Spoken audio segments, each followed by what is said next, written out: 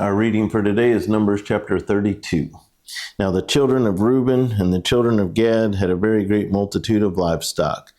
And when they saw the land of Jezer and the land of Gilead, that indeed the region was a place for livestock, the children of Gad and the children of Reuben came and spoke to Moses, to Eleazar the priest, and to the leaders of the congregation, saying, Altaroth, Dibon, Jazer, Nimrah, Heshbon, Alilah, Shabam, Nebo, and Beon, the country which the Lord defeated before the congregation of Israel, is a land for livestock, and your servants have livestock. Therefore, they said, if we had found favor in your sight, let this land be given to your servants as a possession. Do not take us over the Jordan. So, the Israelites have been promised this promised land, this land of Canaan on the other side of the Jordan River. And the first generation had an opportunity to go. They were disobedient. They got punished. Everybody got punished. They had to wander in the desert for 40 years. And God has provided for them every step of the way. Now they're on the edge again. This new generation, 40 years later, has an opportunity to be the ones to go over and take over the promised land together. And right before they do that, these people approach Moses. They're like, this land that we've taken is perfect for us. And so if it's okay with you, we'll just stay here. We'll have all of our animals here. We will have our families here. And we won't go over there because we're happy with what's on this side of the river. And so this isn't going to sit well with Moses. So let's see what he has to say in verse 6. And Moses said to the children of Gad and to the children of Reuben, shall your brethren go to war while you sit here? Now why will you discourage the heart of the children of Israel from going over into the land which the Lord has given them? Thus your fathers did when I sent them away from Kadesh Barnea to see the land. For when they went up to the valley of Eshcol and saw the land, they discouraged the heart of the children of Israel, so they did not go into the land which the Lord had given them.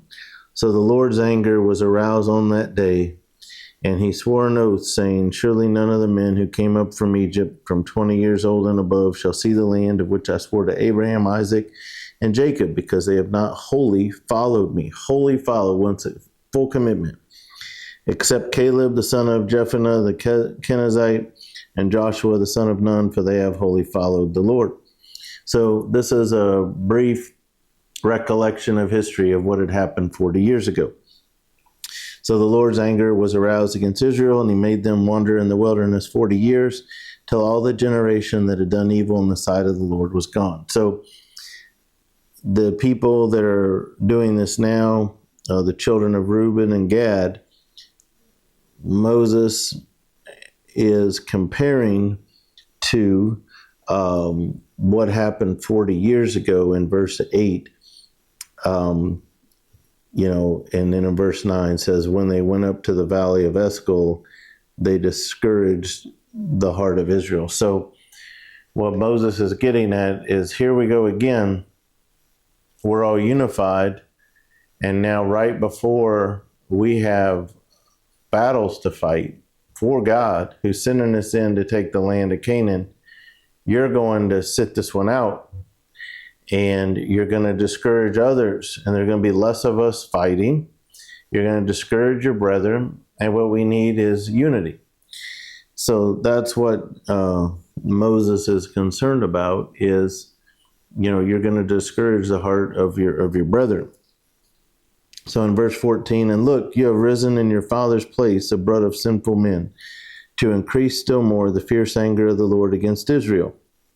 For if you turn away from following him, he will once again leave them in the wilderness, and you will destroy all these people. It's like, let's not make God mad again and have another 40 years of desert wanderings because you're disobedient. Then they came near to him and said, "We will build sheepfolds here for our livestock and cities for our little ones. But we ourselves will be armed.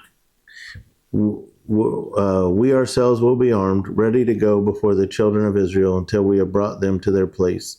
And our little ones will dwell in the fortified cities because of the inhabitants of the land. We will not return to our homes until every one of the children of Israel has received his inheritance. For we will not inherit with them on the other side of the Jordan and beyond, because our inheritance has fallen to us on this eastern side of the Jordan."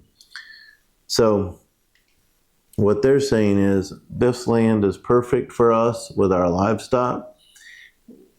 Our intentions were not to abandon the group. We will go, our men will go, and we will fight, and we will stay into its completion until the entire land is taken for Israel, until each of the 12 tribes has been given their allotment. But they're saying our tribes won't take any of that land, so there'll be more for you. This will be our inheritance, this land, but we are still one with you and we'll fight with you. So that's kind of their proposed compromise there. Then Moses said to them, "If you do this thing, if you arm yourselves before the Lord for the war, and all your armed men cross over the Jordan before the Lord until he has driven out his enemies from before him, and the land is subdued before the Lord, then afterward you may return and be blameless before the Lord and before Israel, and this land shall be your possession before the Lord. But if you do not do so, then take note you have sinned against the Lord, and be sure your sin will find you out.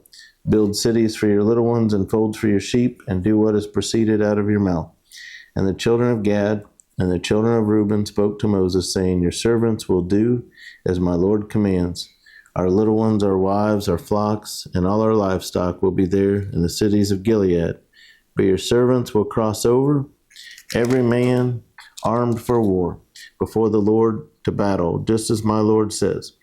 So Moses gave command concerning them to Eleazar the priest, to Joshua the son of Nun, and to the chief fathers of the tribes of the children of Israel. And Moses said to them, "If the children of Gad and the children of Reuben cross over the Jordan with you, every man armed for battle before the Lord, and the land is subdued before you, then you shall give them the land of Gilead as a possession. But if they do not cross over armed with you, they shall have possessions among you in the land of Canaan."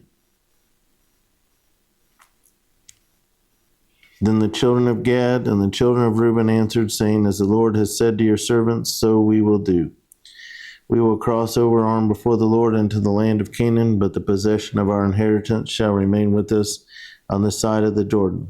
So Moses gave to the children of Gad, to the children of Reuben, and to half the tribe of Manasseh, the son of Joseph, the king of Sihon, king of the Amorites, the kingdom of Og, king of Bashan, the land with its cities within the borders, the cities of the surrounding country. The children of Gad built Dibon and Ataroth and Aror, Atroth and Shophan and Jazer and Jogbeha, Beth Nimrah and Beth Haran, fortified cities and folds for sheep. And the children of Reuben built Heshbon and Elilah and Kirjathaim, Nebo and Baal-meon, their names being changed, and Shibmah, and they gave other names to the cities which they built. And the children of Machir, the son of Manasseh, went to Gilead and took it, and dispossessed the Amorites who were in it. So Moses gave Gilead to Machir, the son of Manasseh, and he dwelt in it. Also Jair, the son of Manasseh, went and took its small towns and called them Havoth Jair. Then Nobah went and took Kenath and its villages, and he called it Nobah after his own name.